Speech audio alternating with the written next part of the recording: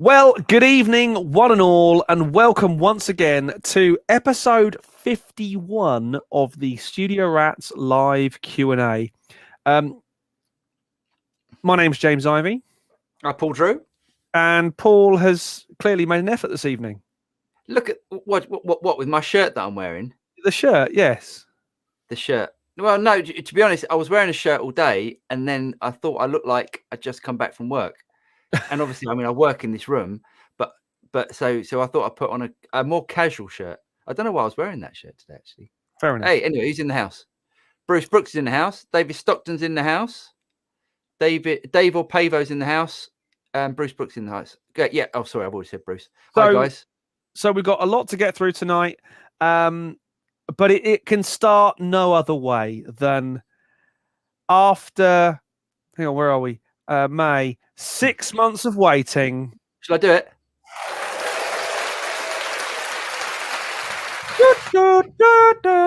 Look at that. I've got buttons today as well. After 6 months of waiting, what do you think the plural of quad cortex is? Quad cortices? Corti. Quad corti have arrived.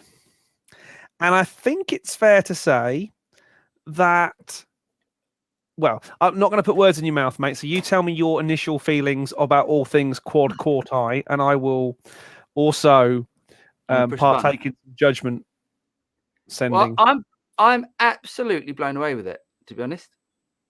I mean, ever since capturing, I'm absolutely blown away with it. And you know, like there's been some videos out there. I can't remember who was commenting on it, but someone said something about the effects not being very good. Did you ever see that?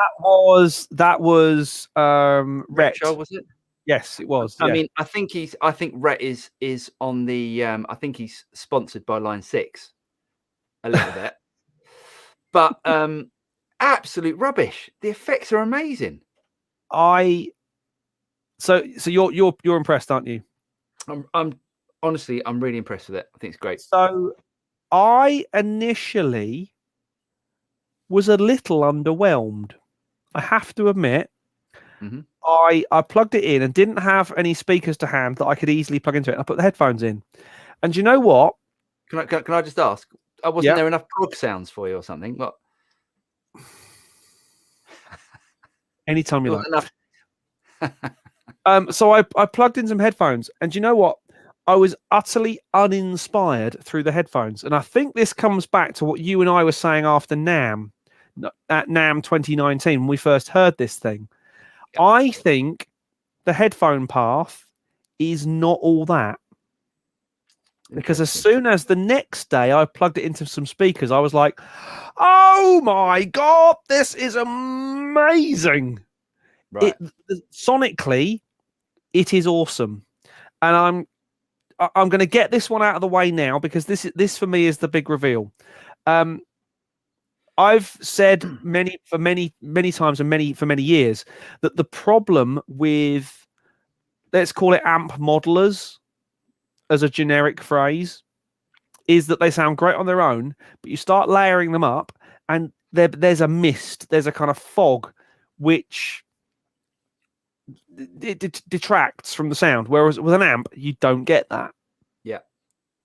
With this, I had a mix going, we're not talking days worth of mixing yet. I had a mix that I did this morning, 8 guitar parts and a solo, and it doesn't happen.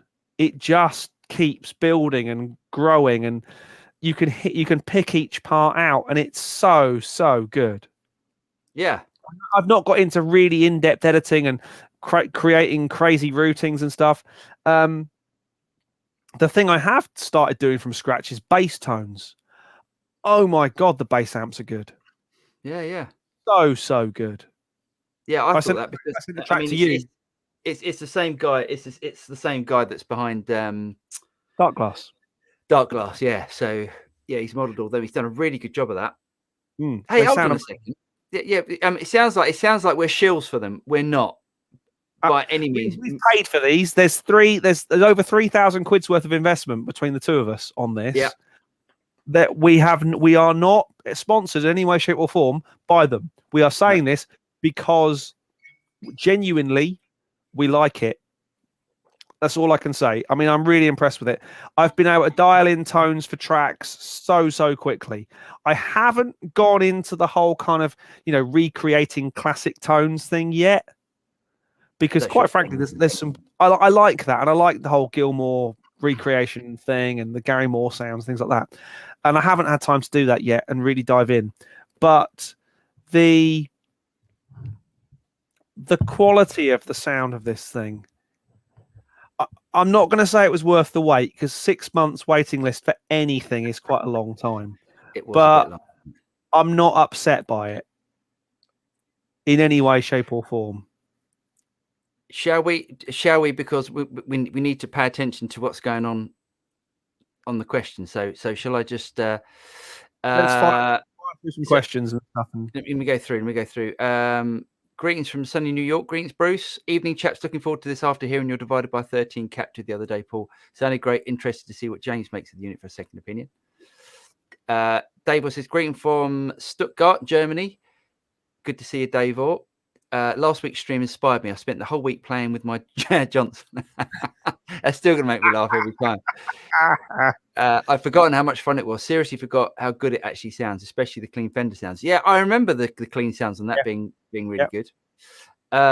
Bruce also says, Johnson also has some great stereo effects modeled after the old Digitech pedals. Yeah, because I think it had basically the old, was it the Digitech 2021 or 20, something? was it 2120? Was that the like one? That. It was the black one, wasn't it? The black foot switch, the foot switch that came with the rack unit. 2120. Yeah, I had one of them. Yeah, excellent. Phil McNally, hi guys, hi Phil, hi John. John's in the house as well. The Firebirds. Oh, wet Bristol. Oh, it's sunny here at the moment. That's a shame. We've had sun all day. Yeah. Yeah, nice. Hi David McGuillan, David Staff. Hey gents. Hi Daniel. Daniel Staff again. Effects are great in my opinion, other than the flanger issues, which are just bugs to be ironed out. Oh, that's interesting. I've heard about this. I don't really use a flanger. I never. I don't know. There's something to do with the flanger, but they recognise there's something that they've recognised that there is a problem in there, and it's sorting out in the next firmware. Okay. Yeah. Stephen's in the house from Brisbane. All right. Daniel, yes, it was worth the wait. I think I'm happy. Greetings from Norway, from Cowbell Studios, and the recent update has added some awesome cabs. Yeah, I haven't gone through the new cabs yet. I've just dropped my pick. I actually haven't updated mine yet, because out here I don't have Wi-Fi. Oh right, yeah. I need to take it inside and do it. But to be honest, that can wait till I move and I'll have Wi-Fi in the studio. You might as well wait. So I'm just getting another pick. No, I'm very, very impressed. I really am. The only thing I would say, and this is an operational thing, the actual usability of the unit, drag and drop and plop and scroll and all that sort of stuff, is brilliant. But if you don't know the legending for each of the pedals, it can be a bit confusing. Right. So I would have liked C for chorus, F for flange, D for delay as an option, like a little letter that could appear. Yeah. Oh, okay. You mean like if I switch to this? Yeah. There we go. You mean like these little icons? Yeah. They don't mean very much. Oh, God. I've done it. We've gone there. They don't mean a great deal. I mean, no, but it's quite funky though. It's quite funky. Yeah, but if you could have had like a little D or a little C or a F for flange or C for, I suppose you'd have two C's when you chorus and cab. I don't know, but it's not a deal breaker. But if I've got my product development hat on, I quite like it. And I think you just get used to what the icons are. Yeah, I mean, I've been like rinsing it, so I know what the I'm sure in time I'll be happy with it and we'll be flying all over it. But I mean, just creating really basic tones, like an amp, a cab, a microphone, or two mics and a stomp box in the front end. I know that this thing can lap that up, but it sounds so good. It sounds really good. So, shall I show you what I've done? Please. What I've done, because I mean, I uploaded a video the other day. Hold on, let me get this straight. There we go. I uploaded a video the other day, which is my clean sort of sound on the divided by 13. Go on, Now, say what it. I want, Everyone have to take a drink. Clean on the verge of Yeah. breakup. clean on the verge of breakup, which is this capture here. Yeah. So that's on there. Okay. And then I thought, well, hold on a second, because I use two sounds really out of the divided by 13. I know I said I use one, but I do. Sometimes I'll drive it a little bit harder. Mm-hmm. So I thought, now, do I set up another patch, or do I just create another capture, which is this one? Mm-hmm. So I've got two captures in the same patches. So when I use this top row, I've got all my different effects. I've got like the clean sounds. Yeah. When I use this row, it goes to the Nice. It goes to the overdrive, which is actually more versatile than having an amp because it's not a 2-channel amp. I'd have to go over and tweak it. And that to me is genius, and it sounds great. Should I play a bit? Please do. So yeah, so here's the clean sound. No, that's the dirty sound. There's my clean sound. And then I've got like all different big effects and stuff. I don't know if it's coming through stereo or not, but it's coming through. In other words, I think we only mono. I think, but that's such a shame. Okay, and then when I go down to here, I've got my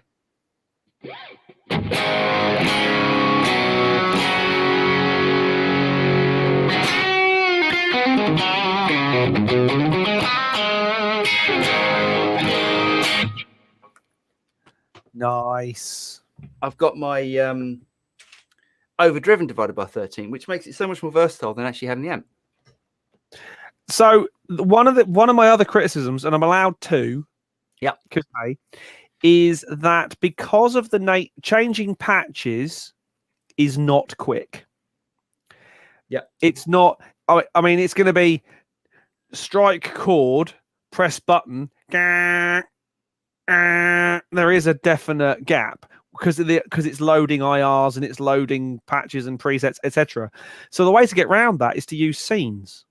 Yeah, that's what I'm doing with that. Yeah, is use scenes. Now, apparently, the Line 6 Helix and Kemper work in a similar way. So you have patches, scenes, and stomp boxes. I don't know. I've not used those units. But to me, scenes is just genius. To be able to have 8 scenes inside a patch is great. Yeah. Because how often do you need more than 8 sounds in one track? Yeah. Rarely, I'd say, unless your surname is Petrucci.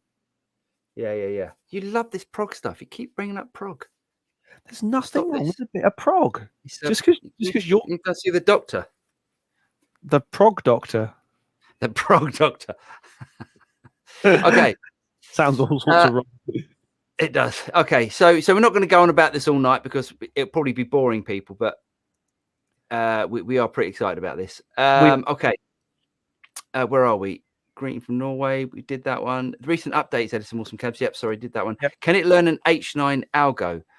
So Brett is asking, can it learn the H9 algorithm?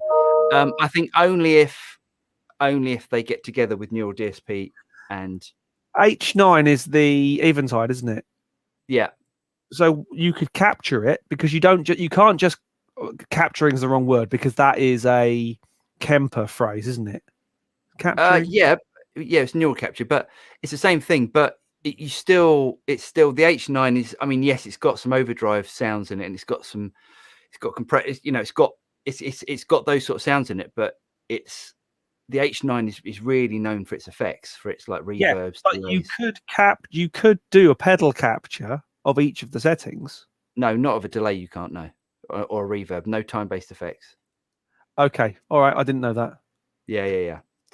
Yeah, I mean, if you think about it, that's almost impossible. You can't. I mean, it's not impossible, but I suppose that's what an impulse response is, isn't it? An IR is a yeah, and you can capture that, I guess, but not of a delay. A delay is a bit more complicated, isn't it? Yeah. No, I haven't dived into that side of it yet. Okay.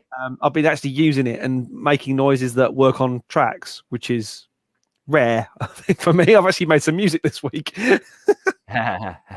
Yeah. So Atari Wolf says, is there a second generation? Sorry, there is a second generation atomic amplifier box. I wonder if the emulations are better than the first. I have the first and it's great. Yeah, we sort of brought that up last week, didn't we? I think we did that in the news last week. Yeah, and it looks like a great idea, and I'd like to see one. Yeah, seems great. Seems really good. Hi, Mike. Hi, John. Prog, it's where it's at. Thank you, Mike. I'm not surprised and I'm not surprised the Aiton likes a bit of prog. A prog. Oh, I love it. Progtologist. Yeah, I'll take that. That's brilliant. No, I think that's the doctor. That's the prog doctor, the progtologist. That's really good. Cool. Thanks. So Helix, Kemper, Axon, Neural. I mean, it's really hard, Cowbell, because it's like I always hate the fact of, because I own a thing. That's the bit that's the thing that I would recommend. I've had them all. I've had a Helix. I've had a Kemper. I've never had an Axe-Fx actually. I've never even tried an Axe-Fx. They will not loan them. Yeah, you have to buy them. Every Axe-Fx that I've heard, I thought sounds amazing. But it's not for they're not for the faint-hearted. You know, driving those things and programming is not. It's not a Friday afternoon job. It's a serious. Right. It's rocket science. Right. And also, Cowbell, what about Headrush Stroke 11 rack in there? Yeah, but I think he's talking about the latest. Well, the latest Helix is old now, isn't it? I think. Yeah, and Headrush is only a couple of years old. Yeah, but it's not, because it's 11 rack. It's like 15 years old, mate. I know. Okay. Okay. I foresee Neural adding looper functionality in the near future, without a doubt. I mean, it's like they're going to expand it. But just to go back to Cowbell, I mean, so had a Helix. I always had a problem with the Helix. I didn't really like the way it felt. I know I get quite a lot of stick for that. The Kemper was the same, and the Kemper's got this low mid hump in the sounds that you have to always iron out, and it's yeah, the Axe-Fx, all the Axe-Fx that I've heard, I thought sound amazing. Especially, is it Robert Baker's? Robert Baker is a YouTuber, really great sounding. Yeah. So yeah, forgot that one. Okay. So what have you been up to this week? So this week I have actually been making music. Right, what have you been doing? And fixing problems. So one of the things that with the amount of video and tutorial content I'm making at the moment, one of the most difficult things to do is to keep up with original material, because obviously you can't go and rip off you can't take a piece that's in public domain, because you'd get shut down and it'd be pulled, things like that. So I've been through the back catalogue of a buddy of mine that I used to work with sort of 10, 15 years ago, and I'm reworking a load of his material. So putting newer drum sounds, the guitars, and just making it all really sound big and lovely, and then using it for the tutorial element. Oh, nice! Which is really cool. So I've got a load of fresh material to play with, but fresh in the kind of revisiting it after some time. So it's really nice to be going back and over that stuff. So yeah, been playing a lot of drums and guitars and messing with the beastie and all that, which has been great. Really nice week. Had a few house things to deal with and sort those out, but other than that, it's been about music and video and having a good time. Basically, it's been good. Great. How about yourself? Well, and I did I did that track for you yesterday. Yep. And I've never played that before. So if anyone knows, and I'm sure people are just going to be like, "Oh, that's easy," but I really struggled with it. Or I struggled to learn it. The what is it? How does it go?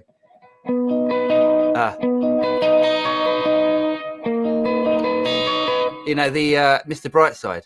And I did get through it actually. It's tricky. It's harder than you think. Like doing that picking pattern all the time and just going over and over and over and over it. Yeah, sounded good though. Sounded great. Awesome. Sounded really good. Yeah. Yeah. Thanks for doing that. The mix sounded great as well. Other than correcting my parts that didn't need correcting. Always good to do that. Yeah. So you basically, if anyone's got any questions about the Quad Cortex tonight, just just ask away and we'll answer. And because I've got it up and I can push this button here and it switches to it. I'm also going to put the link in the comments, so anybody wants to join us live in the show, they can do, which is cool. But other new stuff has been arriving this week. I've got something as well. Go on. Yeah, you should go yours first. Yeah. So this is not very guitar friendly, but this is probably the best engineered piece of kit I have ever reviewed. I kid you not. So you're obviously aware of this, but there are many out there who won't be aware of it. There's a system, a speaker correction system. Some call it room correction. Let's not go down that route. Speaker correction system called Trinov, which is very, very clever and basically makes your room sound good in the long and the short of it. And in my case, the system, the actual unit, is a 2U rack that's down there somewhere.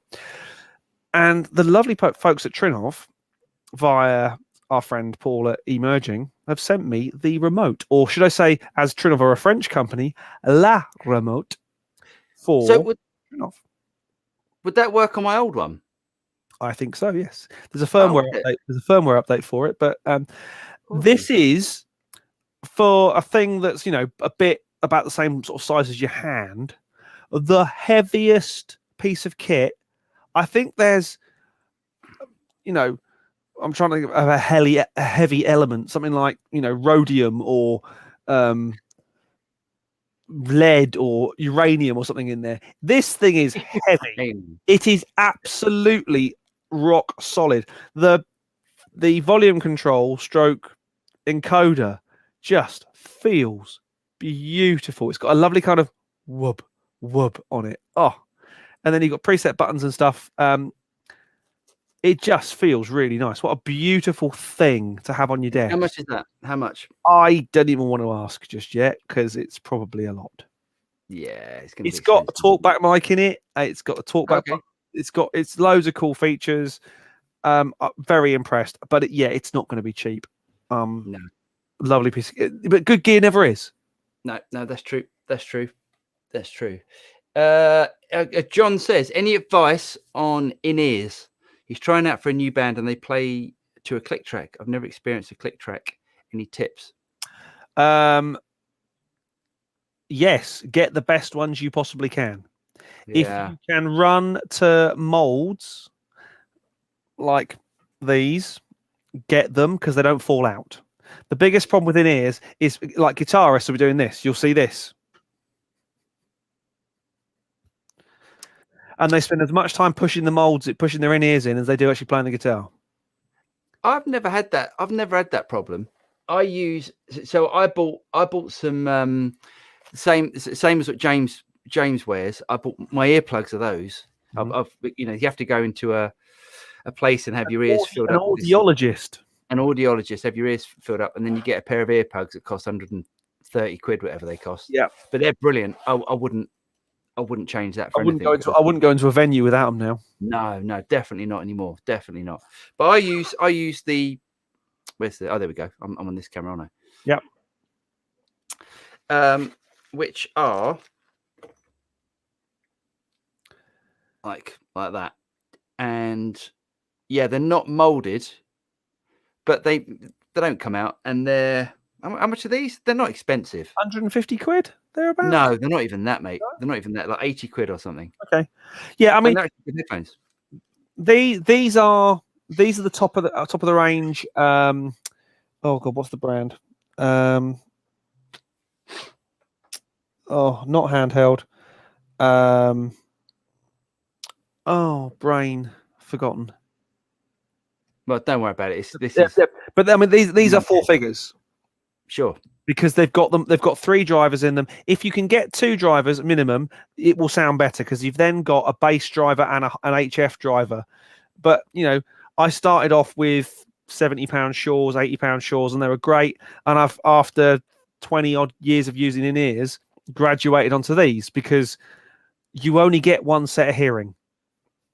Yeah. Which is interesting. Interestingly, comes on to a shout out for our fellow rat, Mr. Jack Rubinucci, who was on the Working Class Audio podcast this week with Matt Boudreau, Nice. talking about himself and all things tinnitus or tinnitus, depending on where you're from. Oh, right. Interesting. Very- Yeah. I need to listen to that. Yeah, Jack. So Jack's a singer and he suffers from tinnitus or tinnitus. And Jack has to do loads and loads and loads of different techniques and stuff in the studio so he can record different parts and not be bothered by it. He's really affected by it. Bless him. Yeah. Okay. Questions. Black Dream says, hi all, looking for amp recommendations for GT1000. If I want to use cab simulations, don't beat me up. I have no Quad Cortex yet. So you want to use cab simulations, but you're looking for amp recommendations. Does that mean an FR type scenario? I'm guessing that's what you mean. Yeah. If you mean an FRFR, I mean loads of people make them. It's you can buy like a cheap PA speaker, and so the £200 head rush one, I think, looks really good. They rate it at 1,000 watts. It's not going to be 1,000 watts RMS. It'll be 1,000 watt peak if you're lucky. But for 200 quid, it's a plastic box which is full range. Yeah. Not to love. I've got the Line 6 power cab. Mm-hmm. I haven't gigged it yet. I bought it in lockdown just because, waiting for gigs and stuff to go out with the Quad Cortex or the GT1000. Yeah. So I haven't gigged it yet, so I can't comment on it, but it's it's really well built. And get them second. If you get them second hand, I think I paid like 270 quid for it or something. And what does FRFR stand for, Paul? Full range frequency response. Yes. So basically a PA speaker. Yeah. It's basically, although I think they tried to say that it's tuned more for guitar stuff, but I don't know if that's true or not. I think you could put a wedge in front of you and a wedge monitor in front of you, be fine. Yeah. I like wedges. I used to have the, I said this last week, I used to have the Friedman cab, which is it's an FRFR full range frequency response wedge shaped cabinet. It used to sit in front of me on the stage and blast in my ears. And it sounded great, and it just weighed a ton. So we have been joined by greatness. Oh, who's that? All the way from Italy. Please welcome onto the show, Michele. Ah, Michele, how you doing?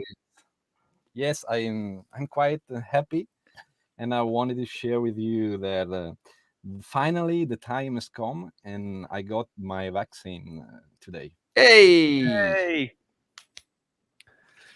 And then tomorrow you will feel like shit. Probably. Did you have it today? Yes, this morning.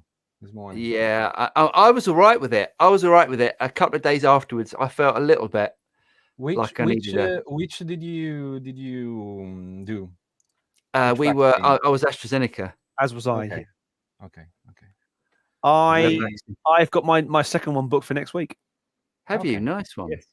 So I'll be invincible. Nice one. Let's hope so. So, how are you? Good. Fine. Yes, all good, mate. Yourself, you all good? Yes. I wanted to ask you a couple of things to both of you, because you both have a Quad Cortex now. And did you try to do a blind test playing through it, comparing the real amp and the Quad Cortex modeled one? Oh, I see. Like when I did when I modeled the divided by 13. Exactly. It did a blind thing, because even if you see the name and you click on it, your brain is keep working. It's called, what's it called? Cognitive bias, isn't it? You see the name, you want it to be a thing, you think it's better. No, you can't really do a blind test, because you have to push somewhere different on the screen to do it. Okay. But all I was concerned about was, does it sound the same? And it more or less did to me, apart from maybe a little bit high end. which for some reason was dialed back. So I think maybe when you actually do it, it dials the high end back. So I dialed that back in, and a bit of level. But for me, no, it was great, and the feel of it. I was just more concerned about the feel. What about dynamics? Does it feel different, or Feels the same? Because listening to your demo yesterday, and I think the amp was more. I can feel more the transient of it, but I'm listening to YouTube, so probably it's not so accurate. Well, that is a problem, because YouTube is. Yeah, I mean, compression there, isn't there? yeah, and it's not as good. I would like to try it myself, but you can find it anywhere. Oh yeah. It's the first time. It's the first time I read on Thomann. Date of arrive. Many months. Many months. Many months. I love it. First time I read it. No, I mean, I was concerned. Is it going to capture the sound of the divided by 13? And it did for me. And the way it recorded just like the divided by 13. So I did the whole track. For James yesterday, just on one sound, and layering up 6 or 7 guitars, and it felt great, and it sounded like it felt like I was playing through it. The thing is, it's probably different for me, because I rarely mic up a guitar speaker, and unless I'm in a different studio. I always go through load boxes, things like the Torpedo. Me too. Recently, because I bought a Capturix, and it's so easy to not just go in the other room and take microphones and stuff like that. So I'm used to Capturix now, so I understand what you're saying. Yeah. So yeah. I mean, did it feel more compressed? I don't think so. I mean, it feels like I'm really happy with it. It doesn't feel like I'm not going. I really want to switch that on. I really want to go and switch that on to record with. Are you thinking of selling your or just selling some of your amps because of that? Well, funny enough, I sold all my amps. I sold a load of amps to when I tried out the Marshalls. Okay. When I did those, I remember. Marshalls, Marshall lent us a JCM 800, the studio version, the Plexi, and the Silver Jubilee.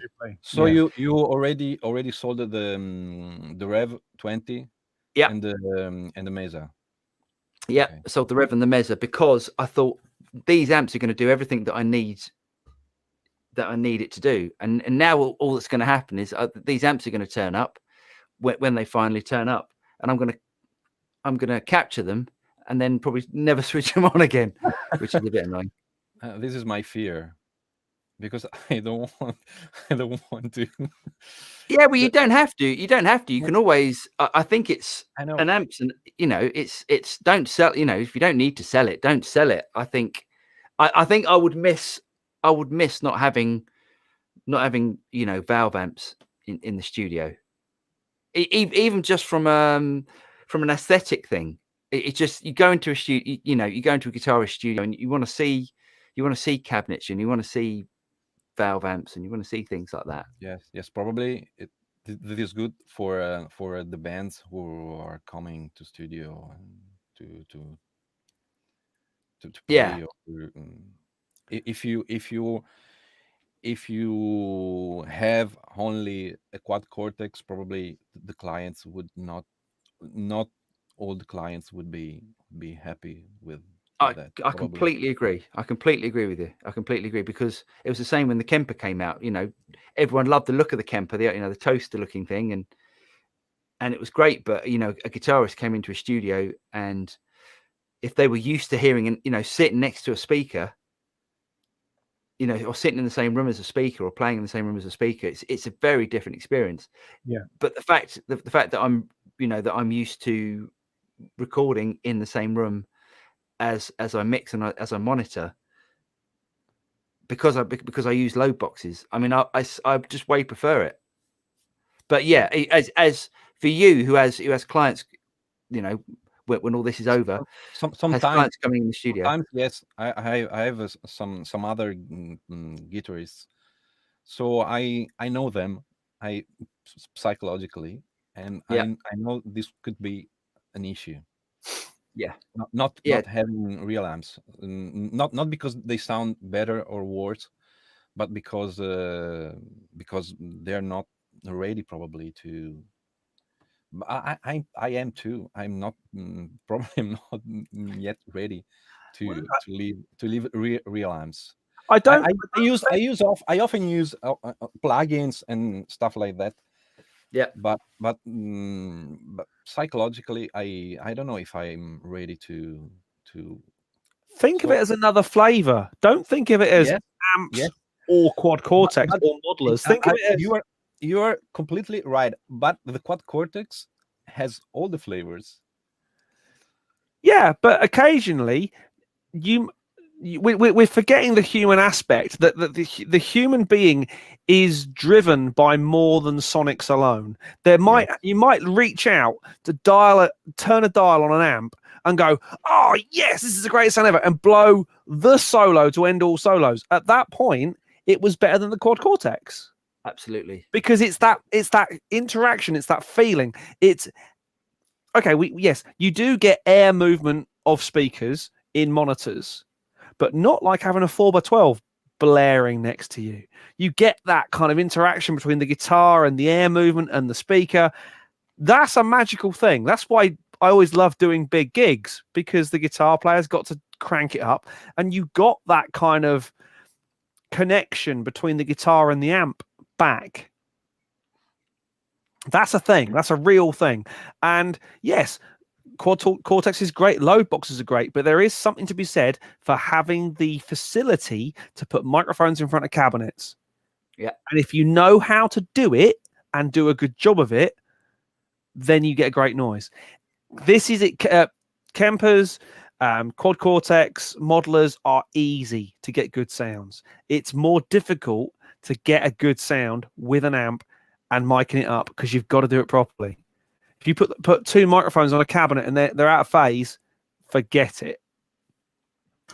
Yes. Yeah. And also, you know, a guitarist might go, you know, if you've got like a Marshall Plexi setup and the guitarist goes, oh, do you know what? I just want a bit less treble out of it.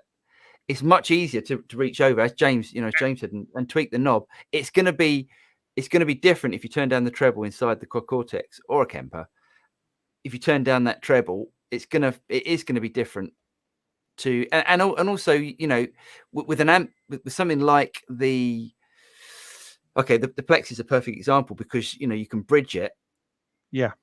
And you can get so many different sounds out of that. And, you know, just by using the two volume controls, and, you know, it's literally a case of using those two volume controls. You can't do that with the quad cortex, because the gain is it's only got one gain. You haven't got like, there's the volume for the high input, and there's the volume for the low input. Yeah. Yes. It's a different beast. I think both have their place. If you're just bashing tracks out for, you know, in the studio, you need generic guitar part with some chorus and delay on it. It's brilliant, mate. And I still hold the kind of the mantra that the guitar solo on the track should probably be done with an amp and a speaker and mic'd up, just because there's the traditionalist in me says that's how it should be done. Right. Yes. Saying that, I played, before we came on air, I played Paul a track and he went, it's very prog. And I said, yeah, but it was me this morning on the quad cortex and it sounded great. It sounded so good. Yeah, really good. I could play it really if anyone's not bored. Yeah, no one said yes. We've had enough prog. We've talked prog enough. We have. We definitely have. Right, let's do some. Sorry. No, go on. How's it going? The new Studio Reds song. Yeah, it's good. We were supposed to record the drums today, and I had a job in. Huh? What's that, James? Are you going to record it all together in the same studio in the same room?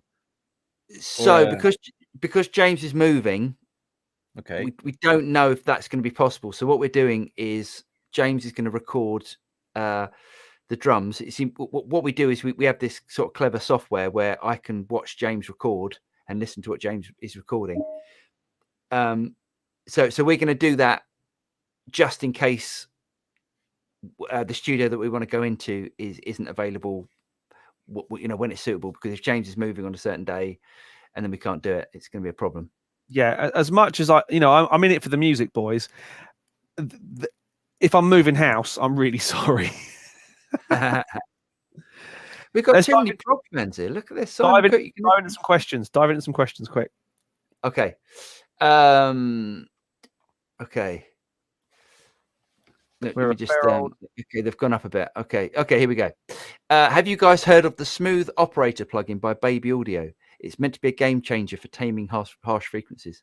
Sounds like another Soothe. Yes, sounds a bit like that. I heard it's not so good as Soothe. Oh, interesting. That's what I heard. That's what I heard. So, Soothe is. Yeah, Soothe is amazing. Yeah. So we haven't tried that, but I will definitely be looking out for it. Terry Wolf also said, "What's your impression of the trend towards artificial intelligence plugins? They claim you don't have to be an engineer to produce a professional sounding mix." Right, I'm going to let you two answer this because I've definitely got an opinion about this. I also have an opinion on this. Go on. Well, as someone who used to work for the company that is producing probably most of the AI, they prefer the term machine learning plugins, that being Isotope. I think it's a good thing. I think it's brilliant. Personally, I know how I want a vocal to sound. Let's for example, Nectar, the Isotope AI machine learning based vocal plugin. It's genius. I say, here's a few parameters, listen to this, go, and it sets something up for me. It does not do it for me. It does not tweak every little. It sets an EQ curve up and it listens to it and it does some analysis and stuff. It does not go in and produce your finished vocal. It probably gets you 70-75% of the way there. You are going to want to go in and tweak. Likewise, the Mix Assistant with Neutron and the Mastering Assistant in Ozone, they are genius places to start. Let's not pretend they are doing your job for you, because you still need to have these, and these are still important. Michaela's got a question. Do you know how Dave Pensado uses Neutron? I have no idea. He uses in parallel. Great idea. So the same track is over processed by Neutron. So with you have a light, normal, aggressive.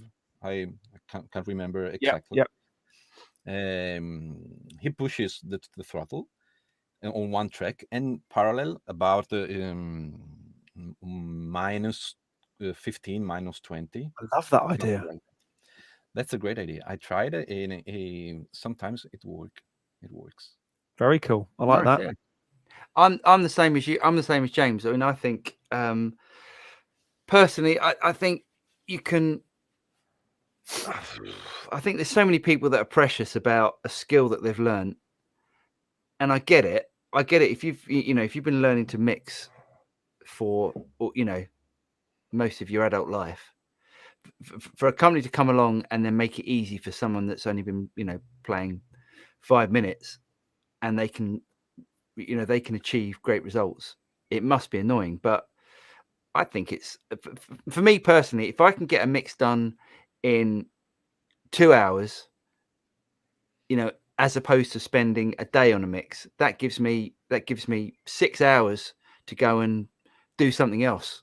But go for a walk. It's like presets. It's like the preset argument. You know, I know it's always me playing drums. Therefore, 99% of the time, I've got the same EQ set up on the board. It's just a preset. Effectively, it's a preset that I don't touch. No one's ever said to me, "Oh, you know, you're using the same EQ, the same compression settings on your kit that I always use." No one's ever said, "Oh, can you change it, please?" No, because it sounds good. If it sounds good. Do you also think, though? Do you also think? I mean, there might be a plugin like with this machine, you know, machine learning or AI that here's a snare drum and it does your mix or it gets all your EQs and compression and stuff all sorted out. It's still it takes an experienced ear to still know if that sounds good. Yeah, totally. Because you can't just go, well, that works. Oh, that sounds great. Because you actually, you know, like mixing is one of those things. Michele would know this as well. It takes years and years and years of second guessing and questioning yourself. Is that good? Is that good? And then thinking it sounds good, and then sticking it in a different system and going, that sounds terrible. I saw a great one the other day.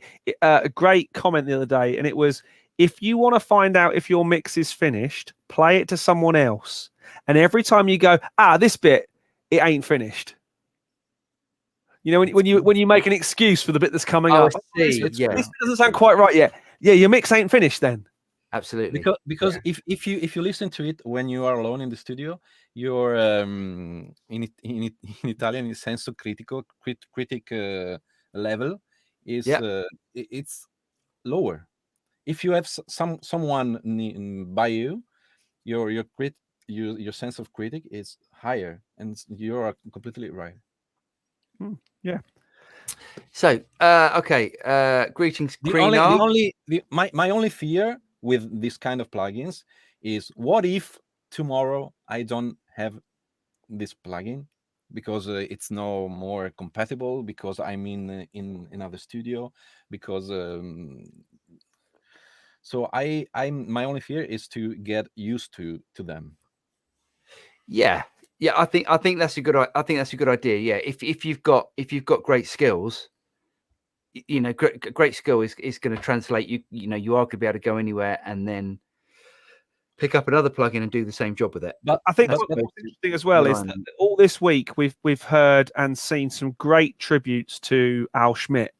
The Mix with the Masters one was brilliant. The Pure Mix one was great. And Al did 90% of his work with no EQ and no compression. Sure. Yeah. You don't need the plugins. If it's great on the way in and it's been played well and it's a good arrangement and all that sort of stuff, you don't need the processing. You just get a balance, get a level, and that's where you should start. Yeah.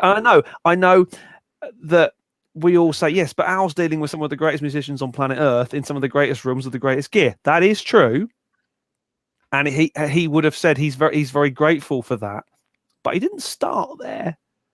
He's worked his way up. You know, he worked his way up doing the jobs that we don't necessarily want to do. You know, the weekend warrior bands and all that sort of stuff, because we've all been there. So. Yeah.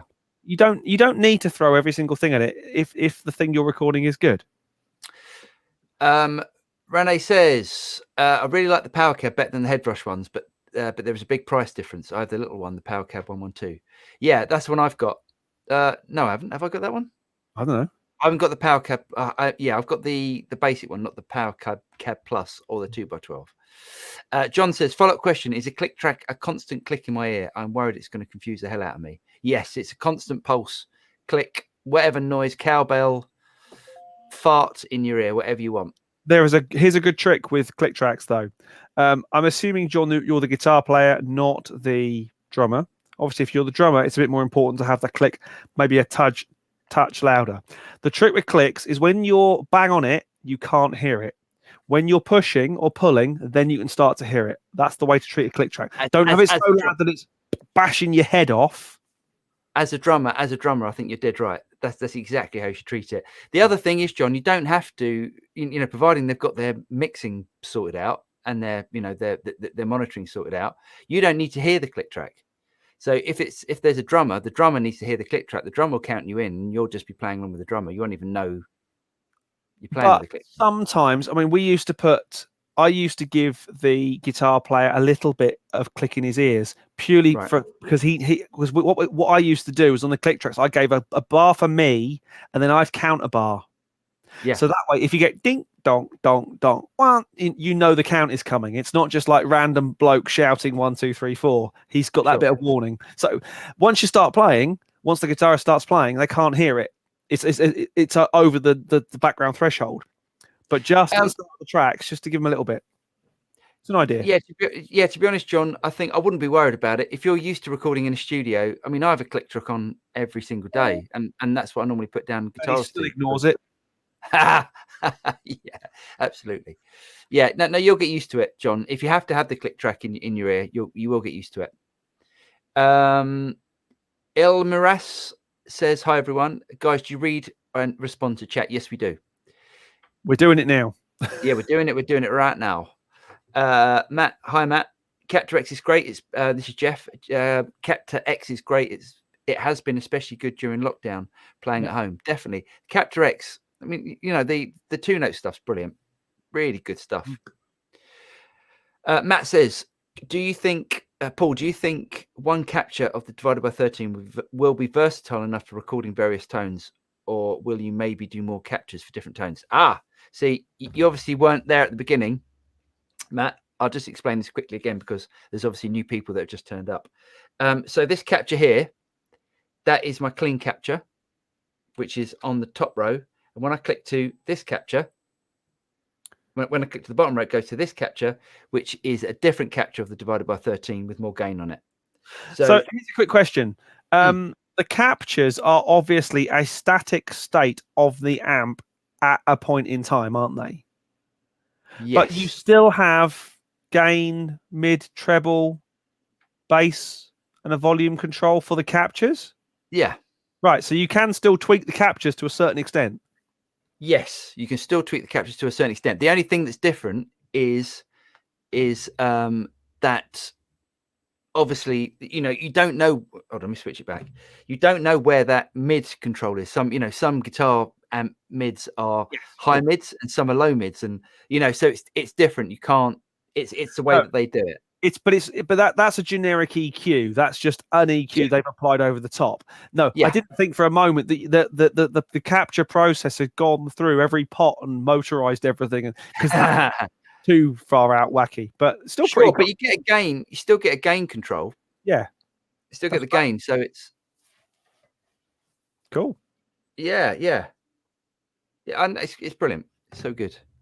Okay, where do we get to? I don't. Il Miras says, I don't like that Neural DSP lied about the 2 gigahertz of processing power. Now that's interesting, and there is an issue there. Right. So I wanted to. How did I want to? Hold on. Let me just go out of this. Let me just switch it back. Okay. So I wanted to delay and this reverb down onto this row. Right. Now, if I do that, what you need to do, so you can just pick it up and you can drag it down. Yeah. I can't do that. Because it's quad cortex, right? Yeah. Four processors. Yeah, four Shark DSP chips. Each row is a Shark. Yes, that's what I thought would be the case. So you can't. So, for instance, if I copy this down to this row, I can copy it down to that row. Yeah. Because it's a different. I'm already using up the DSP on that row. Right, I understand. You see, so or you know, I've used up so much DSP that I can't then. Yeah. Load that in. I can load different stuff in, but then if I want to, I mean, you're never going to come across problems with it because you just have to, you know, move around your processing. It's fine. Yeah. There's smart ways of organizing your effects to mean you're jumping across rails, across tracks effectively. Yeah, definitely. And also you can set up a like a loop, like a, what do you call it? Like a send and return almost. Yeah. And you could then do that in the lower row. So yes, I can understand, and I think this is what you're talking about, Il Miras, is that you can't have four loads of processing on one track on one lane. Yeah. Simon Cook says you can never have enough prog. You can definitely have too much. You can definitely have too much prog. Okay, James, can you remove Tyrone for me? Have I missed something? Yes. Oh yes, definitely. Yeah, can you remove him? Yeah. What? I mean, what possible reason? Anyway, okay. Here we go to. Renee says, any recommendations for guitars pickups, especially fitting for blues and blues rock? Any experience with 5815S or LT from PRS? Seymour Duncan and Duon. I guess you mean so on. Yeah, definitely. Seymour Duncan's fantastic. I've never had a bad Seymour Duncan pickup. PRS 5815 LTs. I've got a guitar on order that's got. You bought it? You ordered it? I have, yeah. I've ordered it. Although I might need to sell a guitar So if anyone is after a Sir Classic S, is that why you were trying to bundle that off on me? Well, the thing is, it's the closest guitar. I've got too many guitars, and it's the closest guitar to that.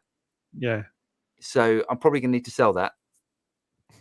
So if anyone's interested, give me a shout. It's in perfect condition. It's a really nice guitar. Jason Wade, new member. Cheers, Jason. Hey. Black Dream. Hey, and Black Dream. Give Black Dream a. Yeah. At some point now, the pubs are reopened. We can go and spend all this money, can't we?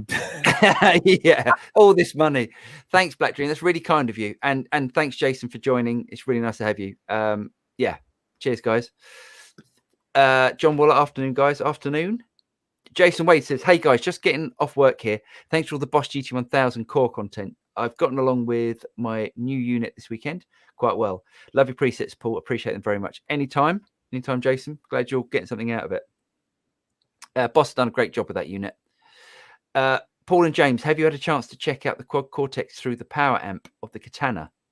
Not yet, because as you can't really tell from this angle, but if you were to look round here and round here, there's a lot of empty rack space and a lot of empty stacked up gear where my stuff has started to go into storage for the big move. So all my guitar amps have gone. Most of my guitars have gone.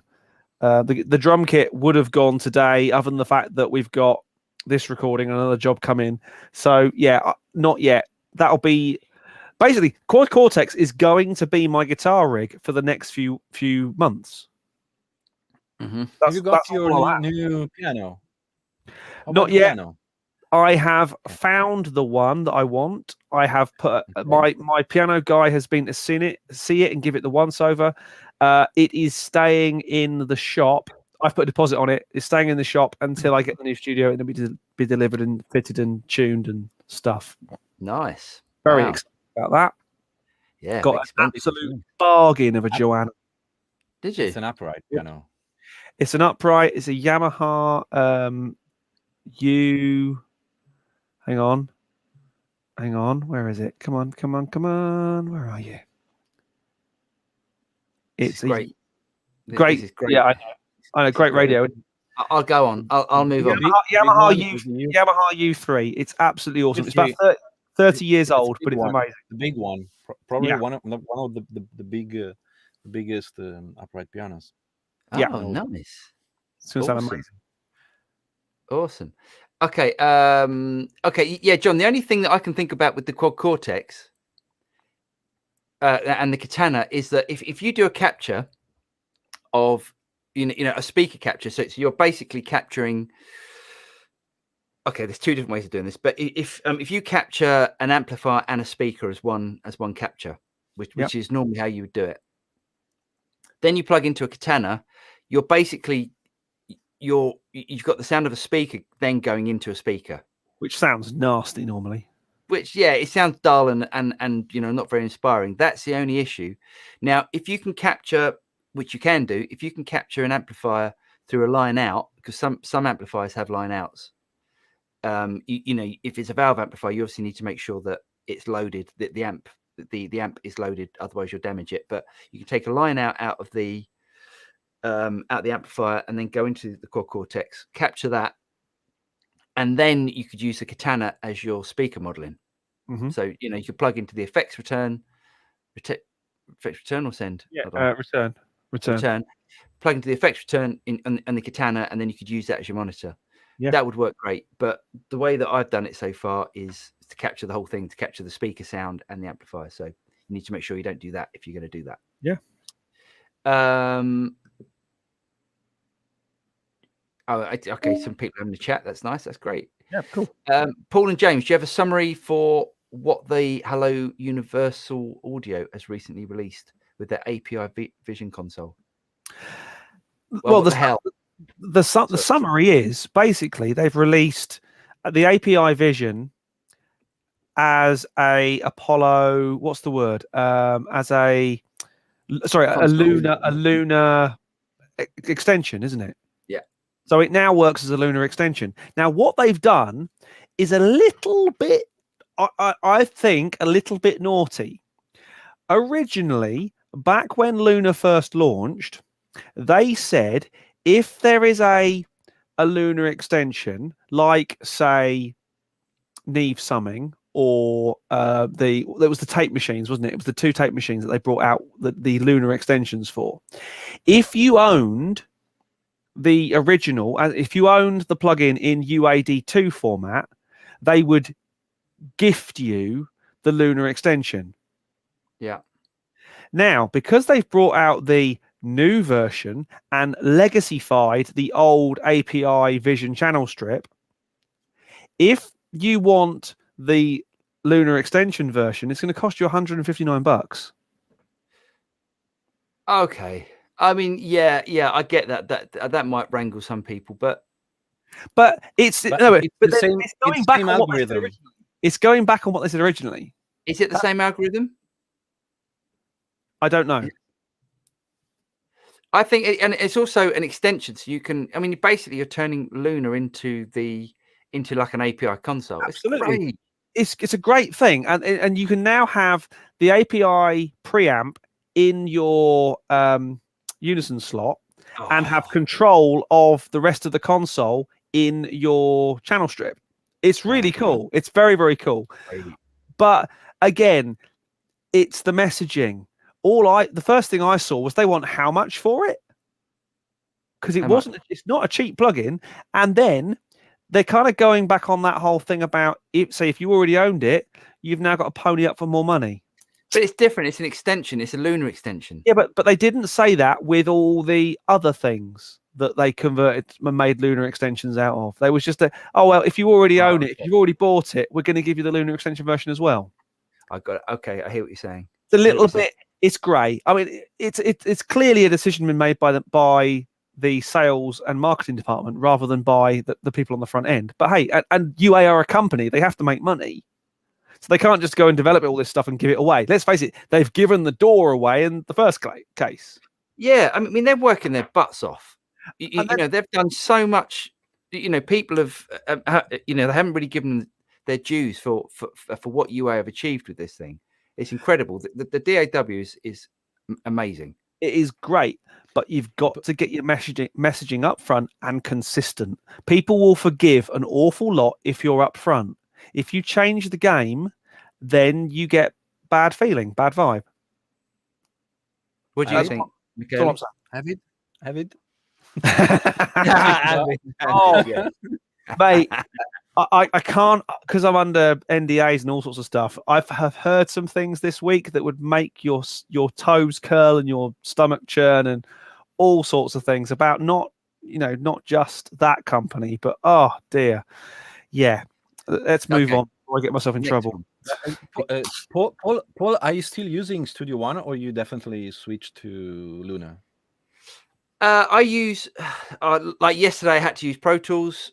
Today I used Studio One today, and day before that I was using Luna. So I like all three. But as a preference, Luna for me. I love it.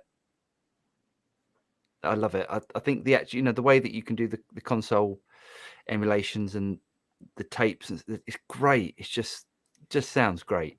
Sonically, it's lovely. The Unison preamps and so on. Well, not really the Unison preamps. I mean, I think they're great. I think they're great. It's more the console emulation that the what's it called, James? The summing mixer. The Neve summing I think is fantastic. I wasn't really into the API summing, but the Neve summing was just really nice. And again, it's only that little 5% thing it adds onto the track, but it's 5% of work you haven't got to do to get there. Yeah, that's true. Yeah. Okay. How about the PC version of Luna? Do you know if it's gonna come? Imminently, I would say. I'm sure it's on their hit list. Yeah, I mean, I don't know. I haven't. The latest. I'm on the beta team, but the latest beta hasn't come out. They haven't said anything. I mean, not that I could say it anyway, but yeah, they haven't said anything about PC yet. But it's got to be imminent because there are loads of PC users. Hello. Okay, where are we? Okay, Cowboy Studio says the click track. Sorry. That's okay. Cowboy Studio says the click track has to be a cowbell. Can't think why. Go on, Michele. What's up? No, I was thinking about how do you think the UAD pedals are selling? Are they selling good or not? The payloads. The three pedals. Sorry, I don't know. I haven't seen any on any boards, but then we haven't really been gigging. But I think every review I've seen of them, I think people are really impressed with them. Yeah. They're not cheap, but they sound good. So hey. But then again, what's that one that you and Jack always go on about? The pedal that's actually the vintage reverb pedal that's all controllable and automated and the Chase Bliss. Yeah, that thing. That's not cheap either. That's like near enough $1,000, I think, isn't it? Yes. Yeah. Very cool though. Yeah. Anyway. Sorry, guys. I am running out of battery. Oh, okay. Michele, great to see you. I have to say goodbye. It was a pleasure as always. Thank you. Yeah, great to see you, mate. You take care. See you soon. Yeah. Okay, so next one. Atari Wolf says, "Hey guys, what's the best way to learn compression? I really struggle to hear the certain parameters at work, such as ratio, attack, and release." Go on, James. You ready for this?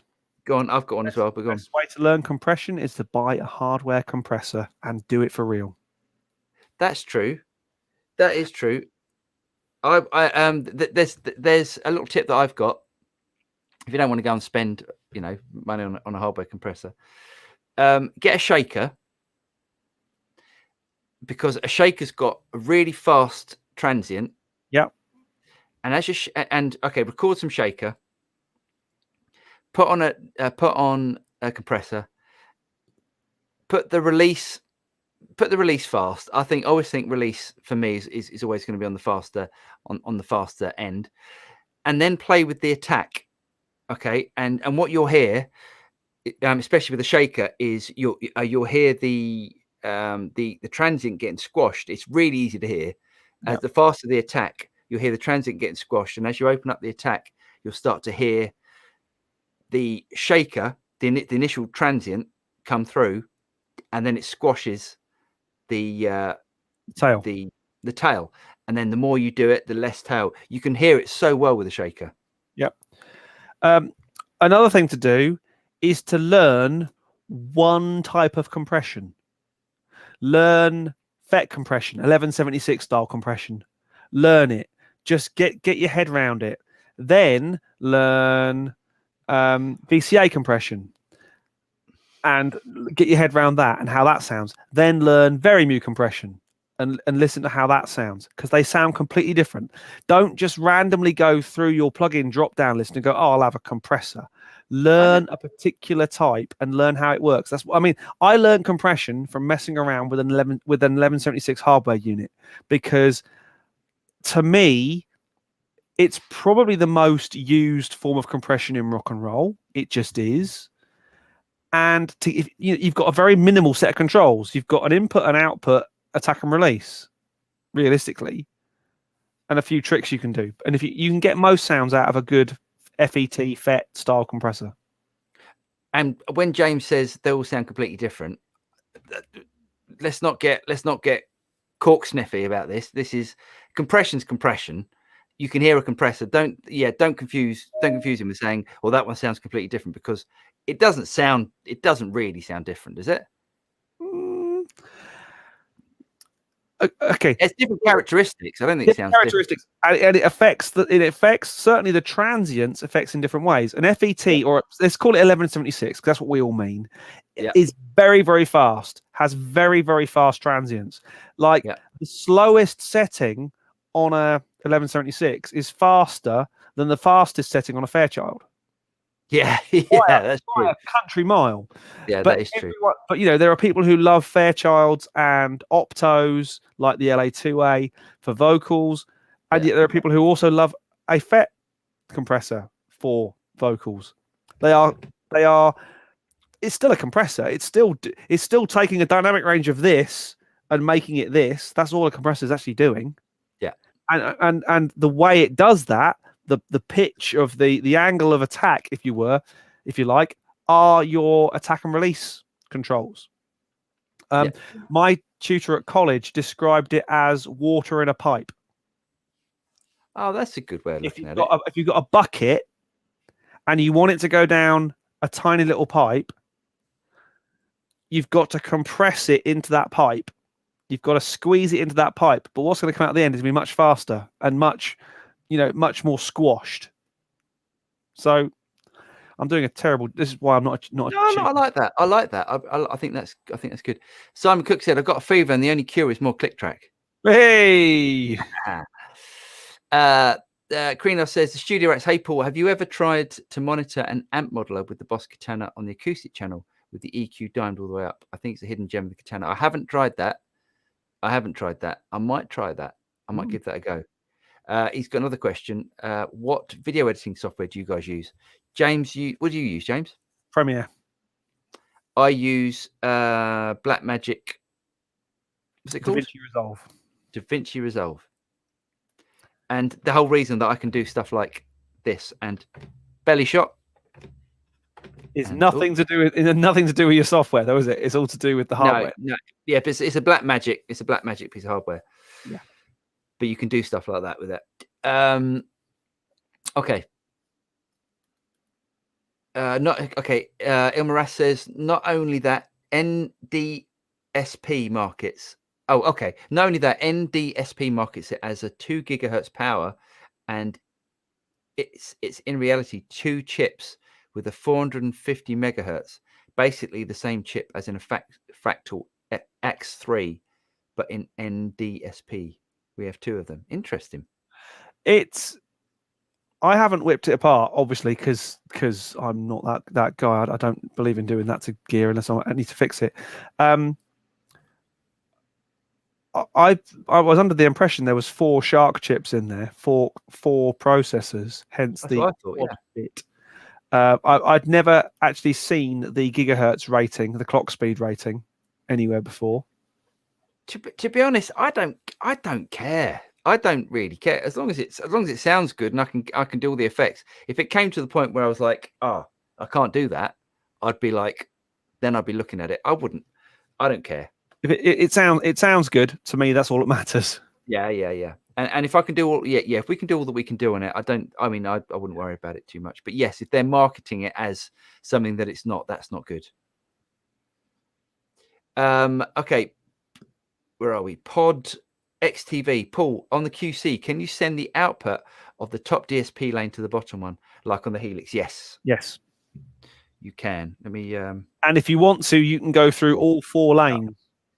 So basically, if you look, I don't know if you can see it here, but that says, I mean, it's a bit blurred for some reason. It says row 3 there. So that's then sending that down to that row there, which is previous row. So yeah, literally I'm going out of there and then onto row 3. I could have done it on row 2 actually, but I don't think I could work it out to do row 2. It just went down to row 3. Yes, you can do that. You can send things anywhere you want. Okay. Karina says, well, the acoustic channel on the Katana is supposed to react like a PA speaker. That's why it works really well for me with my modeler. Also think the class AB power section helps. Oh, interesting. That makes sense.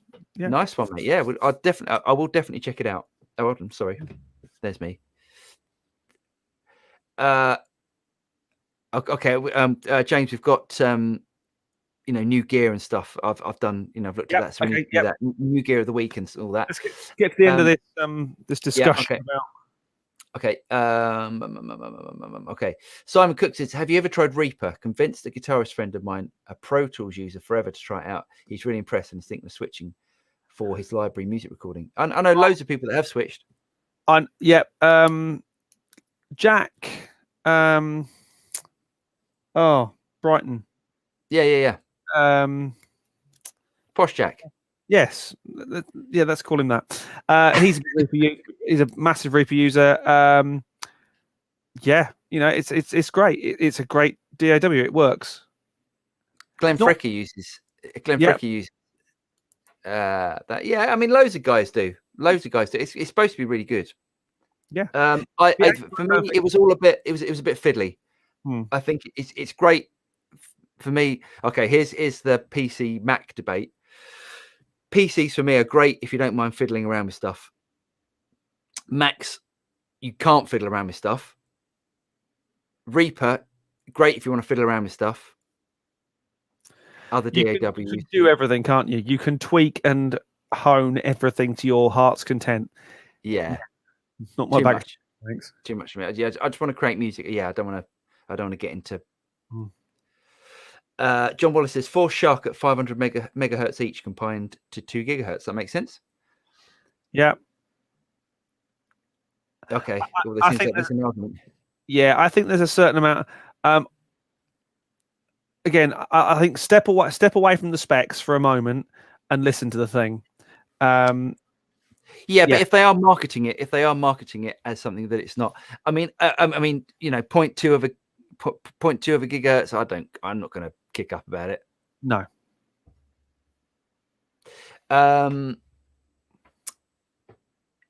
Mike's got a Scoot and Cowboy Studios. Any gear purchase lately that have given you guys a creativity boost? Well, it will be my new studio and a piano, and that's going to be the next probably 5 years worth of gear purchases for me. Interestingly, on the studio front, it's taken a couple of very interesting turns recently. As in, I'm rethinking the way we're going to do the build, mainly through. How can I say this delicately? If I'm going to spend 60-odd thousand quid, which is the numbers I'm talking about, I don't exactly want the company I'm talking to politely hand me the toilet paper when I need to flush, but I do expect them to answer the phone, and I do expect them to answer emails. I think if you're spending that sort of number with a company, you should at least expect that and answers to your questions. Are you not getting the service you're expecting? I was not getting the service I was expecting. Hence, I am changing the way it's going to be done now. I've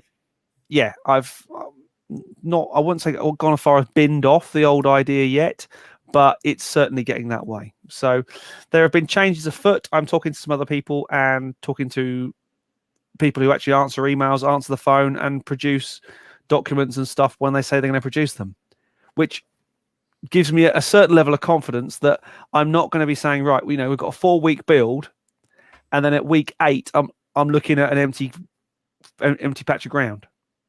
This has got to be, as I've said several times to people this week and probably on here, I'm going to do this once and I'm going to do it properly. I'm not cutting corners. I'm not trying to get mates, rates, or favors, but if you want my money, you are going to work for it. We are going to deliver what I want. And and as my solicitor found out this morning, I can be an awkward you-know-what when I want to be. I can vouch for that. He's definitely an awkward you-know-what. Right. More playing, less fiddling. Definitely. Damn I right. bet that gold top Les Paul is one of those purchases. It's quite nice, even though I prefer the DGT. Yeah, definitely. I did. Yes, when I bought that, I wrote the new or started the new Studio Rat song on it actually. So Great. yes, yeah. Can you spare beer on it? What, the Quad Cortex? Oh, do you know that they went at the screen with a hammer? Yes. Oh, yeah, I've seen them do that. No, I'm not. A pint is not going anywhere near it. No. Have you seen this? Yes, that's very true. Actually, have you seen there's companies that have created skins for it and like perspex flaps that come over the top? And great idea. I was a little upset to see the price that a well-known guitar store wanted for the cardboardy material laden case for it. 109 quid. Ridiculous. Get yourself one of those Pele case type things for 50 quid, and you can drop it, stand on it, stack it with other cases of similar type. Yeah, no way. I'm gonna get a case for it, but it'll be one of those Pele case style things that I've been buying. Nice. Simon Cook, you convinced me I need to get another Mac. Totally agree with what Paul said, refiddling about. Yeah, definitely. I mean, I don't think I could go back to PCs now. There's nothing wrong with PCs. They do exactly the same thing, but I'm so used to the operating system now of Macs. It's funny you say that about DAWs. I'm actually the same now between PC and Mac. It does not bother me. Oh, great. I can just Mac, PC. Yeah, great. Paul gets what I'm saying. If it sounds good, it sounds good. Yes, even if a hamster on the wheel running in it. But if they market it as one thing and it isn't, then I have a problem. Sure. Yeah. Agreed. 109 pounds. The first multi-effects I ever bought was a Zoom 505 and it was 99 pounds. Yeah. Nice one. So tell us about new toys, Paul, because we've talked a lot of questions. So I can do this because I need to switch to, hold on. I need to switch to that one. Okay. And I will, let me make you, can I make you big? Oh, how do I do that? Hang on. No, I want that one. How do I make, how do I do it? No. And it become to a problem. Hang on, can I do that? Solo layout. There we go. Right, there we go. Yeah, it's working. Eric Clapton's custom shop Stratcaster heard on slow hand at 70 hits the auction block. So I dread to even think how much that's going to make. I don't know what this is going on about. Okay, yeah. So it has a bid at the moment. It's got a bid of $32,000 on it. But Clapton loves that, doesn't he? He loves auctioning his old gear off. Yeah, and it's almost a bit of a shame because, and I get it because he's a very generous man. He gives it to charity, and he's got his own charity work that he does, foundations and stuff. Yeah, but I want Clapton to still own that that black Strat, and I want him to to own this Strat. And anyway, one of those things. Okay, this I thought was quite interesting. So, by the way, that's what I've ordered. Oh, nice. I like that in that color. In that color, that kind of yellowy color. Yeah, well, it's McCarthy. It's like an old sort of 58 Les Paul color. Nice. Anyway, Anderton's Chicago Music Exchange. So Anderton's have done quite a lot of pairing up with Chicago Music Exchange. Right. They've already, they've done some stuff in the past. They did these special Gibson SGs, right. And now they're doing this, this limited run. But I really like the look of this thin line Tele there. I don't know if you can see it. Yeah, really nice. Yeah, they've got a black one and a natural one. And it's just available through Anderton's and Chicago Music Exchange. So if you live in the States, you can get it from Chicago Music Exchange, and if you're in the UK, or Europe, you can get it from Anderton's, which I thought was great. But look at that. Isn't that great? That is lovely. I love that. I love the scratch plate, the kind of flowing scratch plate. It's really nice. Yeah, it's really nice, isn't it? Yeah, really like that. I'll go through the rest of them. That's nice. I've always wanted a Jaguar in a weird sort of way. Yeah. And they do a bass 6 as well. Oh, interesting. Nice. Okay, next one. Old Blood Noise Endeavours launches their expression ramper, an affordable way to automate and rethink expression. So it's basically a way of, instead of having an expression pedal like a looks like a volume pedal. Yeah, you can just use one of these. I thought that's quite cool. I mean, you can, it isn't a new thing. Loads of people do it, but I thought that was quite cool. PRS refreshes its Archon guitar amp. Do you know the Archon, James? I've been looking at PRS amps recently. Right. I don't. Is there anything particularly special about it? Because I mean, it looked and sounded great before. Yeah, the Archon. So the Archon is their metal amp. It's a high gain. It's their high gain amp. Yeah. But yeah, really good amps. Really, really, really good amps. If you want something that doesn't sound like a rectifier, you want something that's a bit more modern than that. Really good. And the price wise, where is it? So the combo is $1,199 and the head is $999. That's not bad. That's great, isn't it? Not at all. Yeah. Now, here we go. And I'm going to wait for you to give a comment about this. What am I commenting about? The fact that you're talking about the iBoxes? No. It's basically because Clark Technic is now owned by Behringer. It's got a similar look. Do you remember those metal Behringer DI boxes they brought out? Yes. Like years ago, 20, 30 years ago, maybe. No, 20 years ago. The ones that look like the BSS one. They were basically a rip-off of the Brooks Siren Systems ones. No, yeah, they were more... Okay, yeah, they're silver. Were they silver? Yeah. Okay, so, like rebadge, just rebadging that, I think. Yeah. Now, this I thought was great. Do you know Joe Dart? No, I don't, but they look nice. Yeah. Joe Dart is a bass player from Wolfpack. Amazing bass. He's a bit useful, isn't he? I mean, amazing. Awesome. Yeah, he's absolutely awesome. Yeah, so they brought out the what's it called?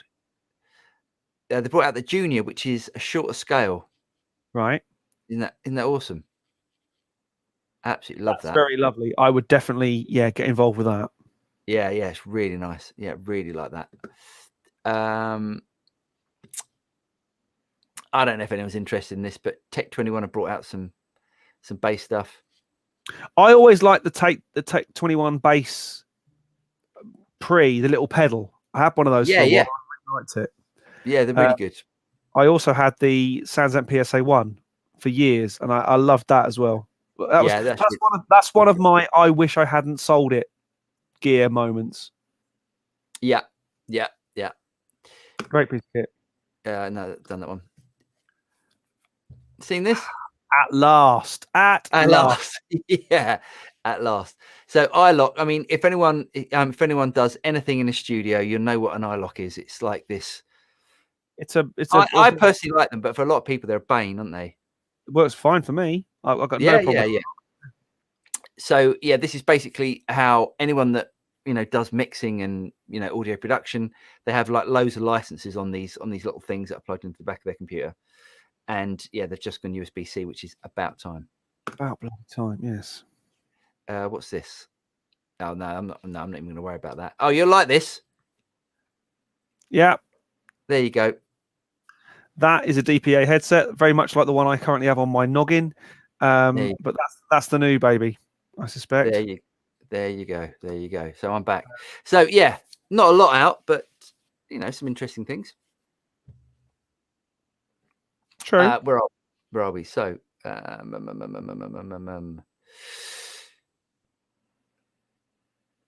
Okay. Okay. Yeah, we're here, aren't we? Sorry, I have to try and find out where we are in the comments. Have you updated the Big Sur? I haven't yet. James, you done that? No, not yet. No, I'm not that brave. I wouldn't worry. I wouldn't upgrade just yet. Unless you've got like a brand new Mac. That's, you haven't got a choice. Yeah. Ilmaris says it must be nice to be Clapton, buy stuff for a few thousand, sell with a with a 50,000% markup. Yeah, but he doesn't keep the money. He normally gives it to charity, which is it's like the Gilmore guitar auctions. Yeah. These very, guys don't. Yeah. These guys don't money. He could re-release, I don't know, the Crossroads album and make that in a fortnight. So absolutely, yeah. Okay, yeah. Michael Michelle said, "I hear you, Paul. I was so sad when Dave Gilmour sold all his guitars." Yeah, it's because they just end up like museum pieces. You don't see him play it anymore. No, it was. I mean, it went for silly money. Strat number 2 went for ludicrous amounts of money, and it all went to good causes. But there is something to be, I like the idea of these guys still having those classic instruments that they wrote those songs on. But hey. Yeah. Has anyone tried the new Charvel Telecaster? Ooh, I haven't even seen that. No, I always. It's funny. I've got a friend who plays Charvel, and they're always ludicrous colours, and it's all Floyd Rose to hell, and he's amazing.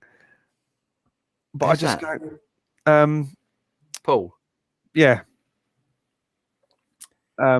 Incredible player.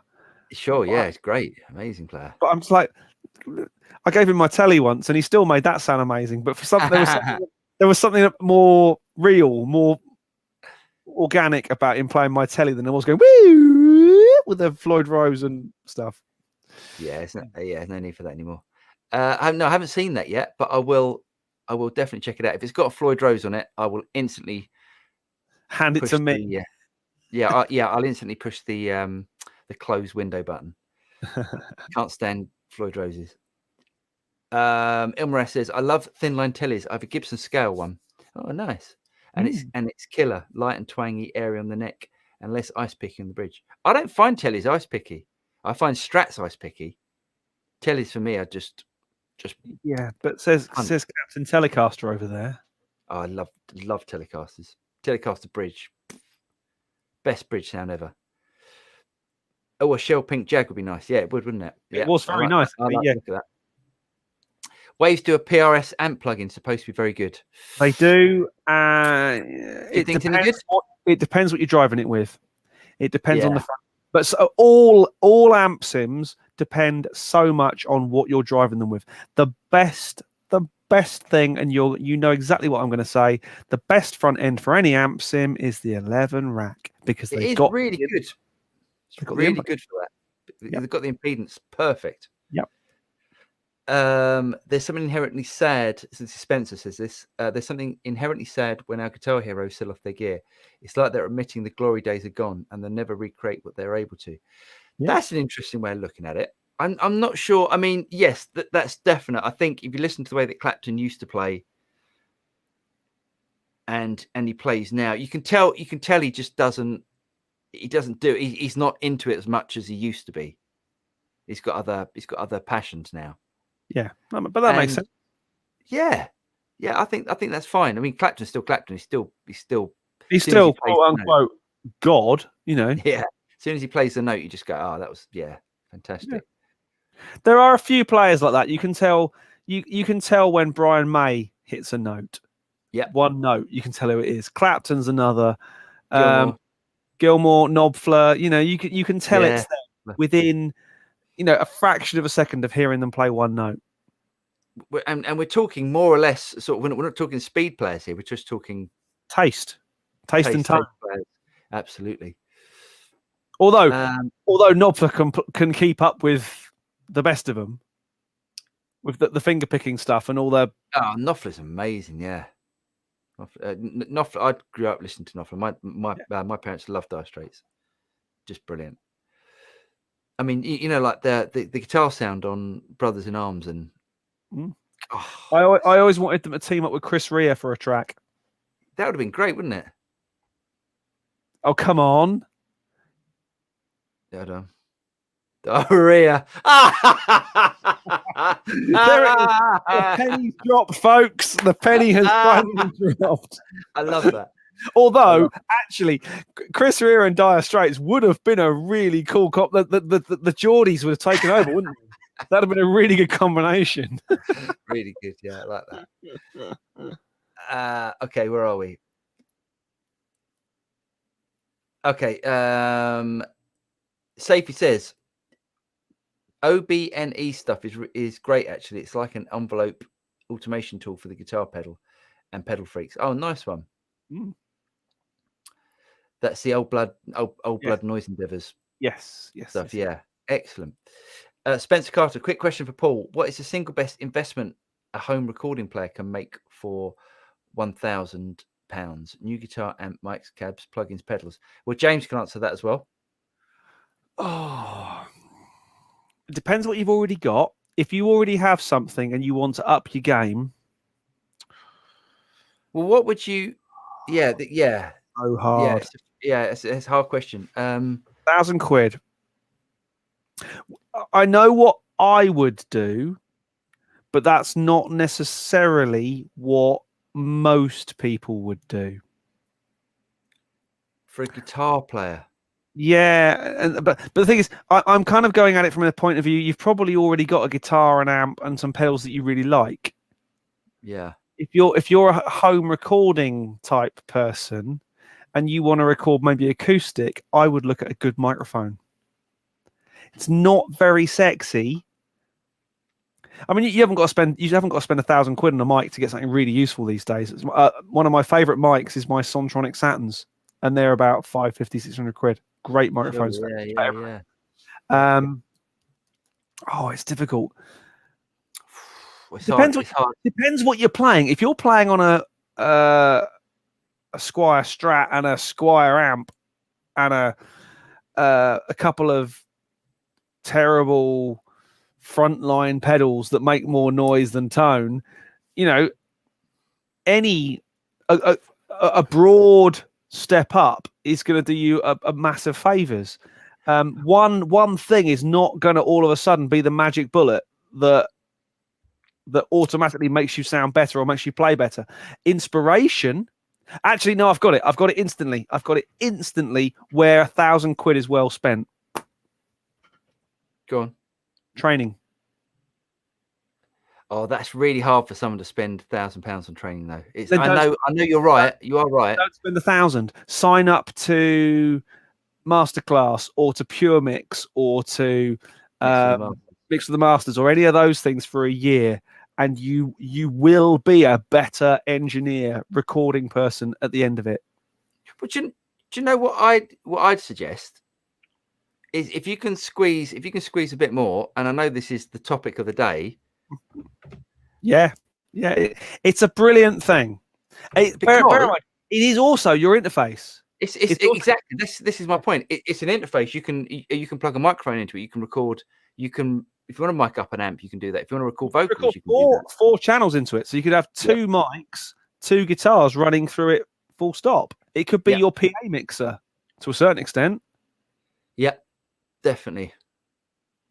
Okay, I hope that. Okay, if you had to be £1,000, just a mic and some training for me. That would be probably right. That would be a really good. Or save your £1,000, spend £250 on training, and when you've learned it all, you'll have a couple of grand to spend, and then buy a Quad Cortex. There you go. Okay, yeah. David Olson says, speaking of spiky Strat bridge pickups. Oh no, sorry, have I missed one? I don't know. Hang on. Yeah, sorry. Ilmaras says, with the attack, I usually play Tele bridge. Is a bit sharp, and Strat bridge is death to all dogs and whales in 5-mile radius. The way to get around that is to get a set of lace sensors on your Strat, and you don't get that horrible take the chrome off a bumper at 100 paces thing. Yeah, or you could just get if you got modern wiring on your Strat, and you can actually use the tone control on the bridge pickup. Just wind it back a little bit. Yeah, it's all good. I haven't got that on my Strat actually. because I've got an old 60s style one, but Mm. bit annoying, but I still like it. Speaking of spiky Strat bridge pickups, any ideas how to emulate a Tele bridge sound on a Strat? Appreciate that it's as much a Tele bridge plate, etc., but a pickup selection that sounds a bit Tele. Yes, someone suggested a few months ago, actually, on the show, someone suggested that you can get a Tele pickup for a Strat, which is basically a Strat.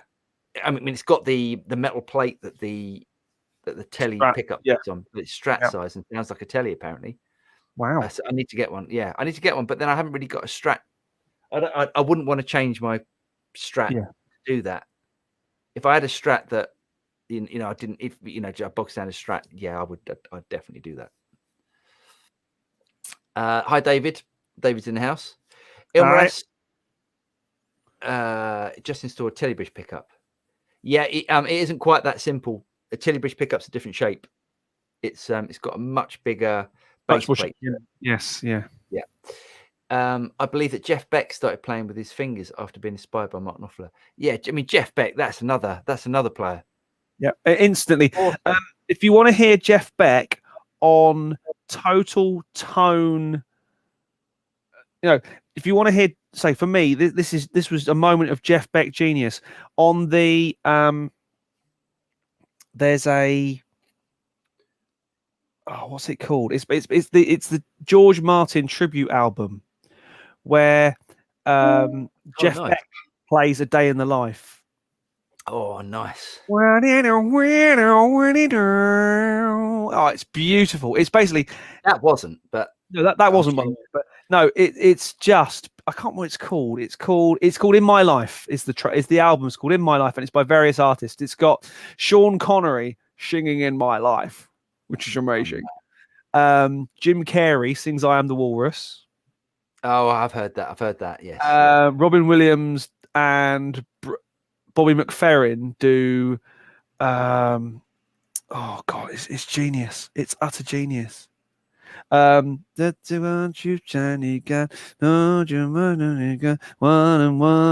Together. It's so good. It is so good.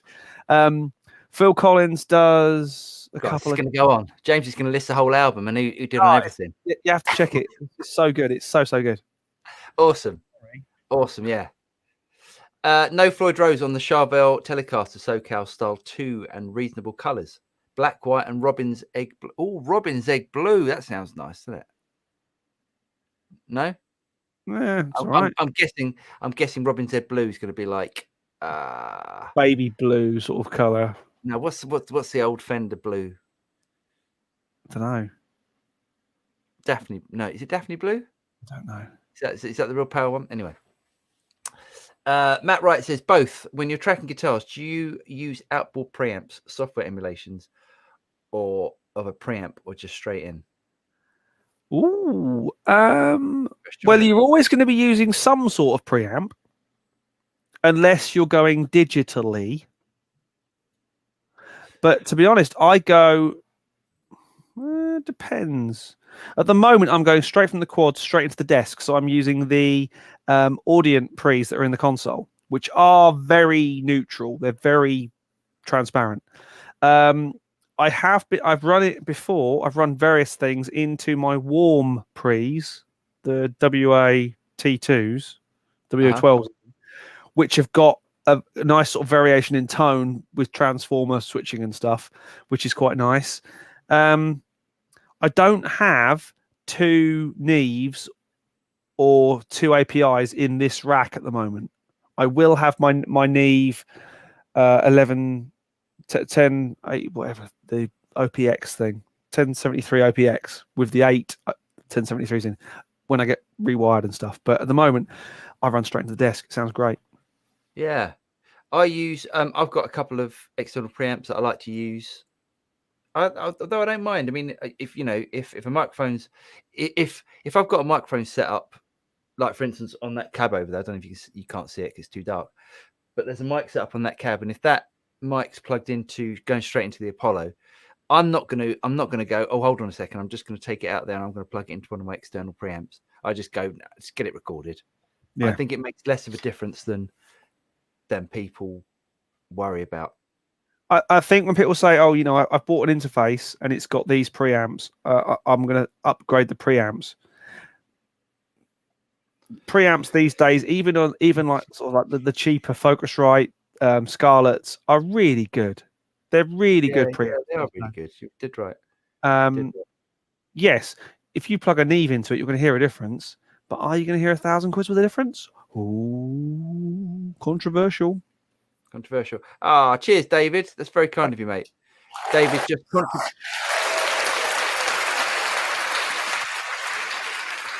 David has contributed £4.99 to the James and Paul Beer Fund. Cheers, mate. That's very kind of you. That's very kind of you. I'd love to say it's not true, but it absolutely is.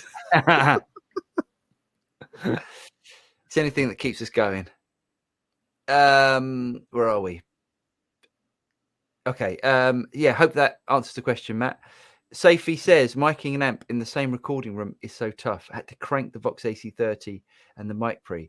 The track was still not so loud as the sound in my ears. Yeah, that is an issue. I mean, ideally, you'd have a separate room to mic stuff in. Or a quiet cab, a Grossman. Yeah, the Grossman does a really good job of that, the Grossman cab. Or just get an attenuator. So you're driving the amp, you're getting the sound of the amp. For me, the speaker sound is important, but driving the speaker is less important than driving the amp. Yeah, absolutely. Yeah. Yeah, but yeah, you're miking up a big valve amp in the same room. You can't even get the sound. You can't be a judge on the sound because the sound is so loud in the room. You have to put headphones on, and then you can still hear it, and it never comes out right. It has to be a separate room, doesn't it, James? Yeah, ideal. Or you can baffle them up, and you can make enclosures and stuff. You can do it, but I mean, an AC30 is a loud beast. It just is. Oh God, but great beast.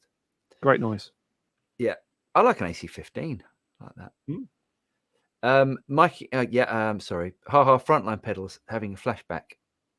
They were terrible. Cowbell Studios, what's up with the StreamYard link you posted earlier? So what we do, Cowbell, is James posts a link, and if anyone wants to come on, you can come on and have a little chat. And if you want to come on and tell us about something, or show us something, or show the audience something, it's great. Yeah, as long as it's clean. Yes. We have no interest in seeing bodily parts. No, definitely not. Sonic Blue. Was it Sonic? Yeah, maybe it was Sonic Blue. Anyway, David Olson says have. Where are we? Don't know. Maybe he's commenting on his very generous donation he's given the beer fund, as in have this. Yes. Thank you, David. Thanks again, mate. Steve Albini says preamps are overrated. Yeah, he's probably right. Yeah, completely agree. Haven't managed. I'm useless. How to join the studio rats? So there's a $5 for now. Cheers, mate. That's very kind of you. I see. That was his comment. Okay. Yep. Where are we? Spencer Carter. I'm guessing you've seen the Andertons blindfold challenges. Would either of you be willing to bet pounds you could tell the difference between a top-end modeler like the Quad Cortex and an amp? Definitely not. No way. I don't think I could tell. I don't think I could tell. I couldn't tell if it was coming through sort of speakers. I think if it was coming through maybe a guitar cab, you might be able to tell. But if it was speakers or amp, that's easy because you just know where the air's coming from. But I think if it's recorded and someone said, here's, I'll do it with you. We'll do double blind, and I'll just switch between the two so you can't see. Should we do it? Let's do that next time we're together. We'll do that. Yeah, we'll do that. I tried the Helix Native for some time now, and I found that it needs a lot of tweaking until I really dug the sound. Is it the same with the Quad Cortex, or is it more kind of plug and play? What do you think, James?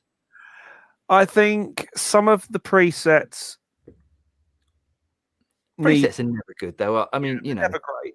But I found a couple that I liked and started tweaking and made them my own and saved them as my own because some of the routings are very clever. What they, some of the ideas they've given you to get you going are very cool, which I really liked. But yeah, presets are never great.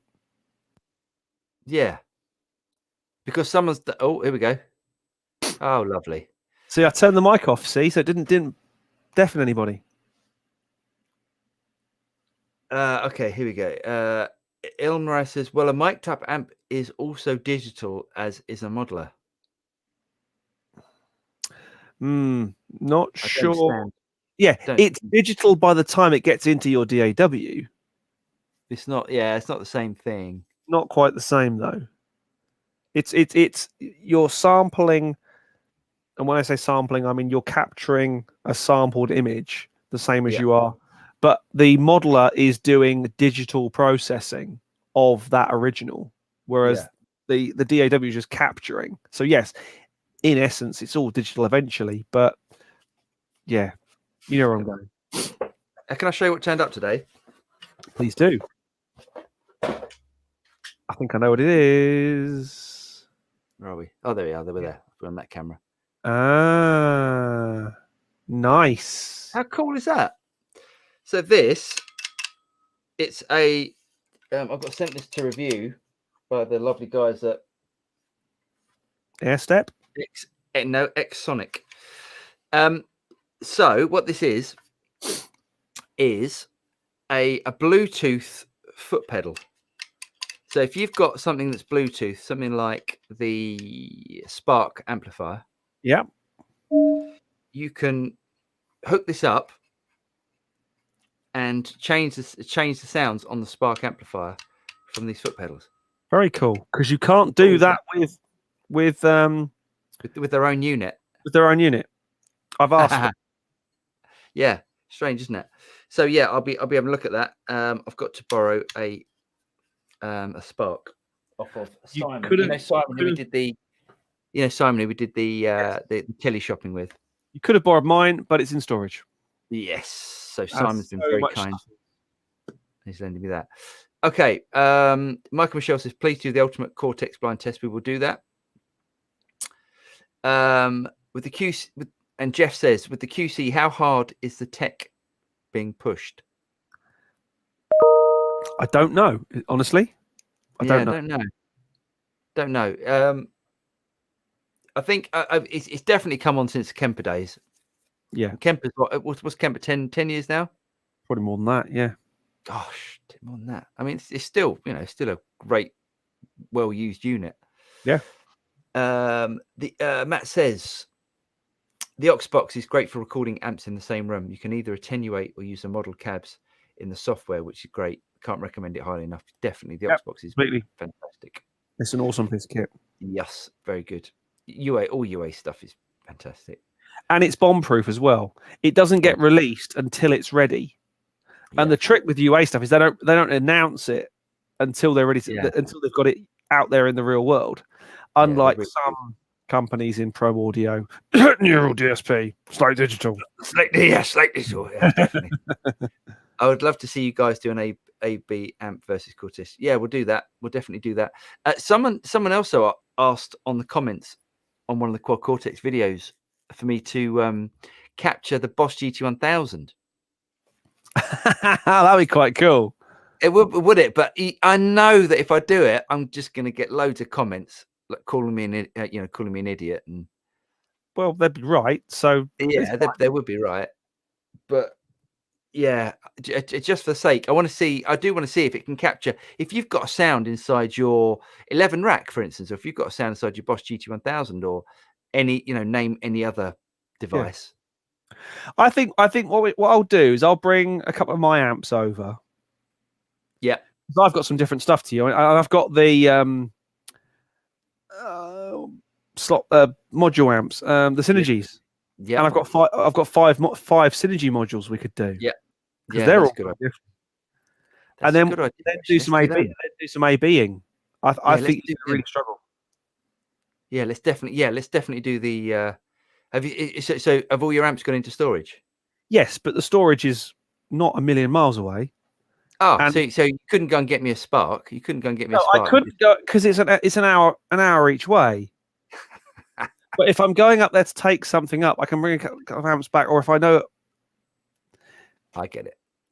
once I'll be up there in 3 weeks, so it's not like Nice one. Spencer Carter, I would love to see you guys doing. Yeah, okay, yeah, we'll do that. Sorry, I might have read that one. Thanks, Spencer. Cowboy Studios, with the Oxbox, do you use a UA interface? Do you have to use? No, you don't have to use UA interface. No, not at all. Not at all. You can just plug it into. It's a standalone ecosystem. It doesn't rely on Apollo or the control panel or anything, or the Apollo console or anything like that. Yeah, definitely. It's really good. Yeah, you don't need to worry about that. Elmaras, Synergy sounds like an amazing solution for someone who wants a lot of crayons to draw with, but has very limited space. Definitely, it is brilliant. And I bought a quite nice, chunky flight casey type thing for the modules. So I've got 5 modules in this case, and I've got 1 in the thing. So I've always got them protected and stuff. Because the thing, I have a thing. The gear has to have its own case and have all its accessories. So if there's a bag for it, I'll get the bag. Yeah, I'm not going to spend £109 on a flappy bit of cardboard, but I will be putting my Quad Cortex in a case with the power supply, and it'll all be nice and fitted, and it'll be lovely. That's my OCD thing, I think, and that's because I've seen so many awful cardboard guitar cases. And I don't mean cardboard boxes. I mean those awful ones when we were kids that were cardboard, and if they got wet, the thing just went. Yeah, definitely. David Olson, GT1000 or Quad Cortex, guys. I love my GT, but still need to explore much more. It's very different. I mean, they're a different. I love the GT. They're a very different price. It's a very different price. It's a very different price point. I mean, the Quad Cortex, definitely peaks it. It's more versatile. I still love the GT1000. It's brilliant. It's got some amazing sounds in it. And just be happy with what you've got. It's the GT1000 is brilliant. Yeah, don't think, I've got to go and get a Quad Cortex. You don't at all. Do you run the Synergy into a power amp or straight? You can't right now because there aren't any. They're all gone. Yeah, they're all gone. Do you run the Synergy? We need to close up. Yeah, we do it. Do you run the Synergy into a power amp or straight in with IRs? James runs it into. You run it into your. It's the 30 watt amp. I've got the Syn 30, which I then run into my cab switcher, and I normally run it into the Grossman. A bad case is worse than no case because it gives you a full sense of security. That's a great. Amen, brother. Yes, nice one. John Waller, Paul and James, and suggestions on routing stereo delay and reverb pedals into a UAD Apollo. I did a video on this actually. Where did I do a video on this? I did. You can actually rig it up. You can actually rig it up as a send and return, so you can actually run effects into effects pedals. I did a video on it. If you ever look back at our videos, probably about a year ago or so, you'll find it. How do we donate to the Sherry Fund? Cheers, John. You're a member, John. You already donate. You don't need to worry about that. But if you did want to donate, I don't know actually. I don't even know how that happens. It's on the YouTube page, isn't it? You can. Is it? Buy us a coffee or don't give us money or something. I don't know. But thank you, John. Anyway, I'll stick with the GT. Yeah, good idea, David. Okay, right. It's my ball, and I'm going home, even though I'm going home. Nice. Thank you for joining us tonight. A long one tonight, I know, but the Quad Cortex is obviously quite a big deal to all of us at the moment. Shut down. There it goes. Bye. There it goes. And then it'll go. It does make some funny noises. It does, doesn't it? Anyway, we will see you next week for more craziness and musicality and stuff. But from myself and Mr. Drew over there, good night. Take care, everyone, and we'll see you again very, very soon. Good night. Cheers, guys.